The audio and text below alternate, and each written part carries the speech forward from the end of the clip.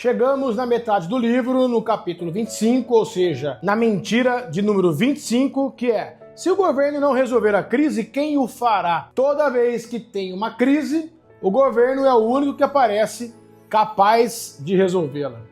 É o mesmo truque repetido há séculos. O Estado destrói, depois se veste de herói. E o povo ferido, confuso, corre de volta para os braços de quem o feriu. É a síndrome de Estocolmo com o Estado. As 50 mentiras mais contadas pela esquerda. Lawrence Reed. Essa é uma das mentiras mais perigosas da esquerda. A ideia de que sem o Estado não há solução. Mas a verdade é que justamente o oposto. Quase todas as crises nascem de governos que intervieram demais. Eles prometem segurança, mas criam dependência. Prometem estabilidade, mas plantam o caos. E quando o colapso chega, dizem: viu só? O mercado falhou. Lawrence Reed escancara essa farsa. Os socialistas dizem que sem o governo ninguém resolveria a crise, mas convenientemente esquecem de quem causou a crise foi o próprio governo. E essa é exatamente a essência dessa mentira. A crença de que o governo é o único capaz de consertar o que ele mesmo quebrou. A esquerda vive de crises, porque sem crise ela não tem propósito. Ela precisa de caos para vender a promessa de ordem. Cria o problema, espalha o medo e oferece o poder como remédio. Mas o poder político nunca cura. Ele intoxica. Cada interferência estatal, novas distorções. E quanto mais o governo intervém, mais dependente o povo fica. Quanto mais dependente o povo fica, mais autoritário o governo se torna. É o ciclo perfeito da manipulação. E é por isso que os socialistas amam crises. O autor explica que se o Estado simplesmente não interferisse, muitas crises nem existiriam. Nos Estados Unidos, a crise de 1929 foi ampliada pela manipulação de juros, pela expansão forçada de crédito e por políticas salvadoras que pioraram tudo. O governo travou a economia, aumentou impostos e congelou preços, o que transformou uma correção natural num colapso prolongado. E é o mesmo padrão que vemos até hoje. O governo causa inflação e culpa o mercado, destrói empregos e culpa os empresários, indivíduo, país e culpa os ricos.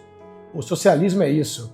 Cria a doença para vender a cura. O coletivista parte de uma ideia arrogante. O povo não sabe o que faz. Segundo eles, o cidadão é infantil e inconsciente e precisa ser guiado. Mas quem protege o cidadão não é o Estado, é a liberdade de escolher, de errar, de corrigir, tentar de novo. O governo não cria riqueza, não inova e também não produz. Ele tira recursos de quem produz e redistribui de forma política. E quando o resultado é o caos, ele diz: se o governo não fizer, ninguém fará. É o mesmo que o incendiário gritar que só ele sabe apagar o fogo. O mercado é uma orquestra de milhões de escolhas livres. Cada decisão é uma nota, cada troca é uma harmonia. Ele erra sim, mas se ajusta, porque quem erra paga o preço e aprende.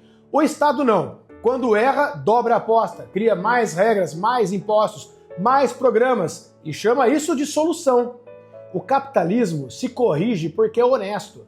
Ele recompensa o acerto e pune o erro.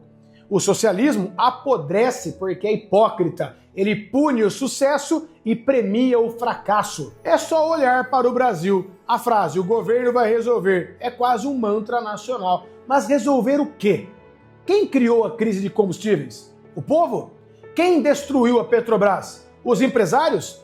Quem multiplicou ministérios, cargos estatais? Foram os mesmos que hoje prometem governar melhor. O Estado brasileiro é como um parente folgado. Vive na casa dos outros, come o que é seu, reclama e ainda pede aumento. E o pior é que a maioria se acostumou. Esperar virou hábito. Esperar é o novo modo de viver do brasileiro. Ele só vive esperando. Mas o que move o mundo não é o que o governo promete, é o que as pessoas fazem quando param de esperar.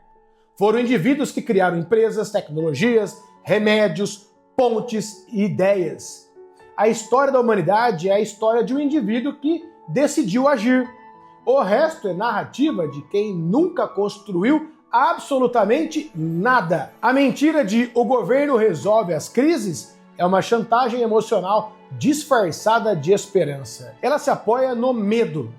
Medo da liberdade. Mas o medo é o primeiro passo da escravidão.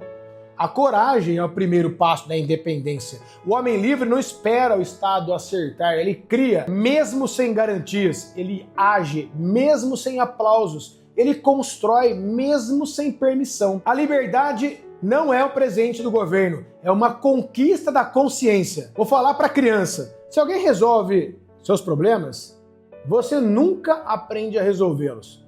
Agora, para o idoso, a pior miséria não é a falta de dinheiro, é a falta de poder sobre a própria vida. Então, da próxima vez que alguém te perguntar, mas se o governo não resolver a crise, quem vai resolver?